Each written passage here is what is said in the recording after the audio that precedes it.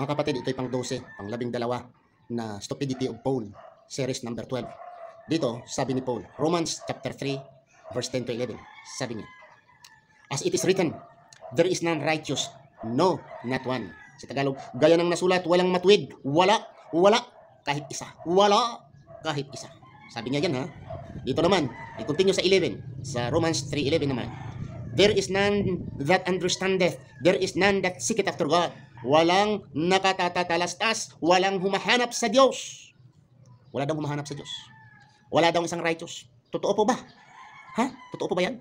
Okay. Bakit sa Lucas 23, versikulo 50, ay mayroon dito mga, si Joseph, counselor, was a good man and just. Si Jose, sa Genesis chapter 6, verse 9, si Noe, these are the generation of Noah. Noah was just a man and a perfect man. Genesis 6, 9, Noah was a perfect man. Okay. Luke chapter 1, 5, 6, Zacharias and Elizabeth.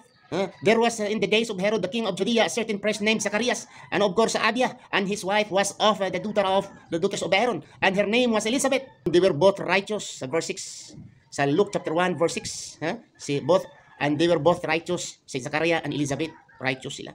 Ezekiel 14:14, Noah, David, and Job, sinabi dito, through these three men, Noah, Daniel, and Job, were in it. They should deliver but their own soul of their righteousness, said the Lord. Righteous pala sila eh. Ezekiel 14:14, sabi walang isang righteous. Okay? Ano ba? Hebrews chapter 7 verse 1 and 2, Melchizedek, king of Salem, priest of the most high God, and met Abraham returning from his slaughter of the kings and blessed him, to whom Abraham gave 10th part of the first being interpretation of king of righteousness. Si Melchizedek, king of righteousness. Saan mabasa? King of righteousness. Sino bang nagsulat niyan? Kami ba? Ang dami.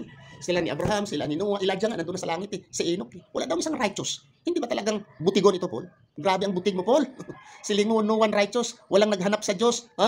Butigon ka gid, Paul. Bawal intian ka. Stupid.